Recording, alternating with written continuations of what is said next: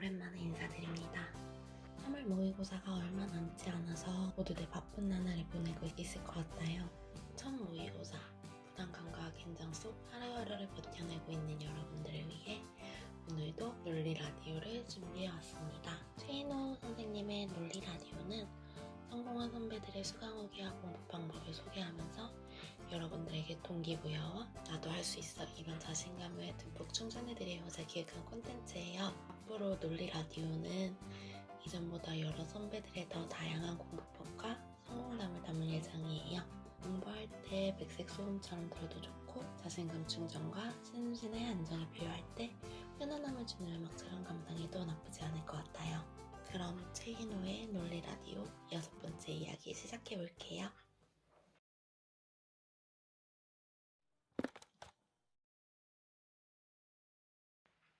메가스터디에서 강의를 처음 들 땐 무작정 일타 선생님 강의를 들었습니다. 작년도 마찬가지고요.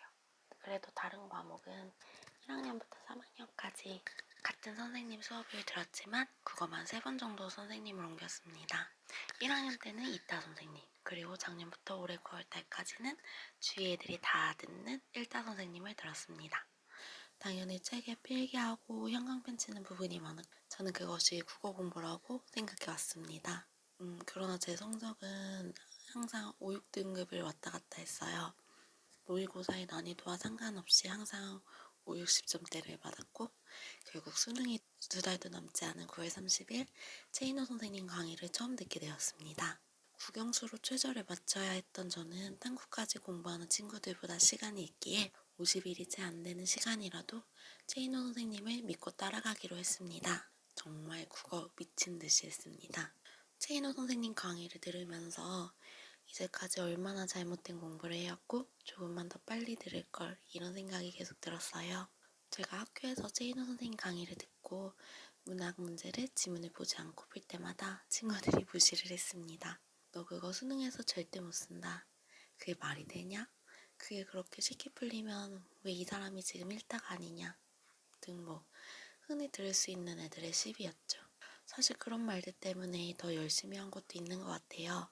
결국 10월부터 수능 전까지 국어의 정석, 독서의 정석, 문학의 정석, 청기누설 시리즈, 최인호 모의고사, 기출 전문가 등 어떻게 보면 대충 양치기 했다고도 생각할 수 있지만 정말 논리만 바라보고 열심히 했습니다. 그렇지만 10월 모의고사 때 5등급이 나오고 전 정말 말 그대로 아무것도 하기 싫었습니다. 그렇지만 최인호 선생님의 논리로 보면 수능이 제일 쉽다 라는 말만 들으며 열심히 한 결과 수능 국어 81점을 받았습니다.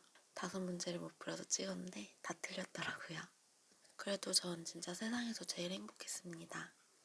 평소에 자신 있던 수학이랑 영어가 살짝 미끄러졌지만 국어를 예상외로 잘 봐서 최저는 맞췄습니다. 진짜 정말 감사드립니다, 선생님.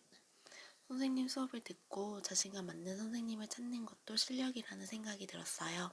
만약 수시 6개가 전부 떨어져서 재수를 해야 된다면 내년에는 선생님 현강도 들어보고 싶습니다. 2달 만에 3년 동안 제자리였던 저희 국어 등급을 드라마틱하게 바꿔주셔서 감사합니다. 두 번째 선배도 비슷한 이야기를 하고 있어요. 포기하지 않는 자세, 결과로 당장 나타나지 않더라도 자신의 발전된 능력을 믿고 밀어붙이는 자세로 끝까지 달려나간 스토리입니다.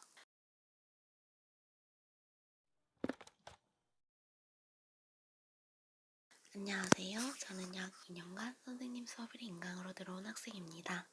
작년 2021년에 재수를 하면서 부산에서 박석준 선생님의 수업이 들었고 그때 석준 선생님의 추천을 통해 선생님의 독서 스파르타 강의를 처음 접하게 되었습니다.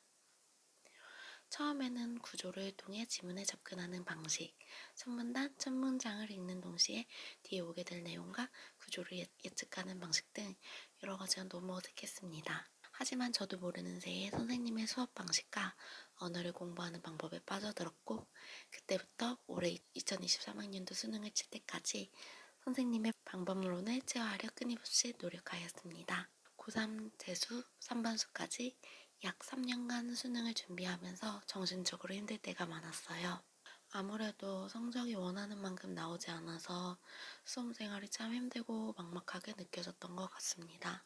특히 여러 과목 중 국어는 해도 실력이 오르는 느낌은 없고 매번 감으로 문제를 맞추고 틀리다 보니 제자리 걸음을 하고 있다는 생각밖에 들지 않았습니다. 또 지문의 내용을 세부적으로 완벽하게 이해하려 들다 보니 비문학도 문학도 뜻풀이와 단어 하나하나에 매달리게 되었습니다.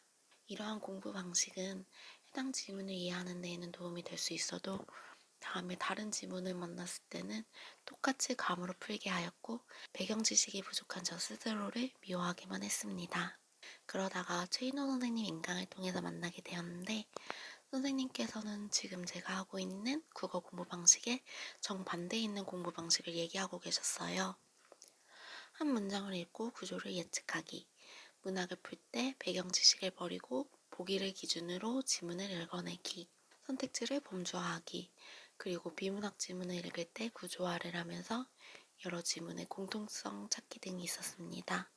정말 신기했고 이 방식을 잘 따라하다 보면 나도 국어를 잘할 수 있게 되지 않을까 하는 생각을 품기 시작했습니다. 하지만 생각보다 저의 독해력은 금방 올라오지 않았어요. 새로운 지문을 만나면 또 내가 배경 지식이 부족해서 그런 거 아닐까 하면서 과거의 저를 탓하고만 있었습니다. 하지만 그럴 때마다 최인호 선생님께서 하시는 말씀을 다시 되새겨 들으며 머리를 비우고 배경 지식이 아닌 글 자체를 파악하려 끊임없이 노력했습니다. 하지만 작년 재수 동안의 노력으로는 수능 때 저의 능력이 차오르지 못했던 것인지 작년 수능에서 역시 고3 때와 같은 5등급을 받았어요. 너무 마음도 아프고 힘들었지만 그래도 지금까지 익혀온 논리가 어디로 도망가지는 않았다고 생각하면서 계속해서 국어를 공부하고 싶다는 생각을 했습니다. 실제로 작년 수능이 가까워질 때쯤 저만이 느낄 수 있는 저의 독해력이 예전에 비해서 올랐다는 느낌을 받았고 더 차오를 때까지 논리를 익히고 싶다는 생각을 버릴 수가 없었습니다. 그렇게 올해는 대학에 들어가서 첫 학기 동안은 잡히는 글이면 글마다 논리를 적용시켜 읽으려 노력했고 어제보다 나아진 저의 독해력을 느끼며 뿌듯해하기도 했습니다. 그리고 올해 2학기에는 휴학을 하고 다시 수능 준비 모드로 돌아왔습니다. 올해 역시 심적으로 불안전하기는 하였지만 선생님께서 해주시는 좋은 말씀들, 인생관 등을 들으며 마음을 잘 다독이려 노력했습니다. 초반에는 역시나 지문을 읽을 때 막히는 부분도 많고 예측이 안 되는 부분도 많고 선생님과 다르게 읽은 부분도 많았습니다. 하지만 추석을 기점으로 지문의 구조가 한눈에 들어오고 지문들 간의 연결고리가 보이고 선택지에 어떤 내용이 나올지까지 예측되기 시작했습니다. 선생님께서 추석 때 올려주신 캐스트가 이런 급상승에 기료가 가능하도록 도와준 것 같습니다. 하나의 기출이라도 여러 번 읽고 분석하라고 하신 선생님의 말씀대로 같은 기출 지문을 계속해서 읽고 선택지와 보기 문제가 어떤 식으로 나올까까지 예측하려 노력했습니다. 수능이 다가오더라도 구조화하는 것을 잊지 않았고 문학의 보기 지문에서 자주 나오는 상대어도 찾아내려 노력했습니다. 그리고 결국 문학은 다 마치고 언어와 문체 선택 원점수 88점으로 시험에서 처음 받아보는 2등급을 받게 되었습니다. 2021학년도 수능, 2022학년도 수능 모두 국어가 5등급이라서 좌절하기도 하고 나는 해도 안 되는 건가 이렇게 부정적으로 생각할 때도 있었는데 그래도 어제보다 나아진 나를 보면서 희망을 놓을 수가 없었어요.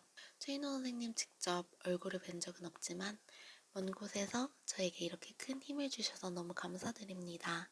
저는 선생님의 수업이 정말 재밌었고 수험생활의 한 줄기 빛과 같았습니다. 수능 국어만이 아니라 앞으로 인생에도 적용할 수 있는 논리를 가르쳐 주셔서 너무 감사드립니다. 그리고 선생님의 주변 사람들을 사랑하라는 말씀을 마음에 새기고 항상 베풀고 사랑하며 살아가도록 노력하겠습니다. 선생님, 저에게 큰 내면의 힘과 논리의 힘을 주셔서 다시 한번 너무 감사드립니다. 이렇게 수강 후기를 남겨준 두 친구의 이야기를 들어봤어요.